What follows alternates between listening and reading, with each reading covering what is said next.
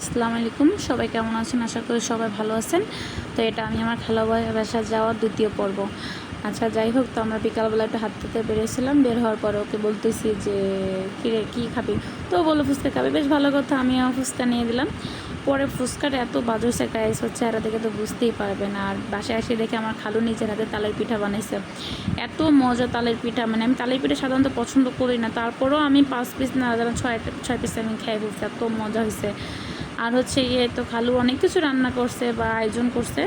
তো এত কিছু আসলে ভিডিও ফুটেজ নিতে আমার না মনে ছিল না, আমার মানে একটা আর কি। তারপর মোবাইলটা বের করলাম, বের করে বল দেখি যে ফারিস্তা শসা আর লেবু খাচ্ছে। ও আসলে এগুলো খুবই পছন্দ করে, লেবু আর শসা। তো যাই হোক, এই কথা বলতে বলতে বের হয়ে গেলাম। তো ফারিস্তাকে বলতেছি তুমি কি যাবো না? তো বলছে না, ও যাবে না, ও থাকবে, ও নানুর বাসায় থাকতে চায় আর কি।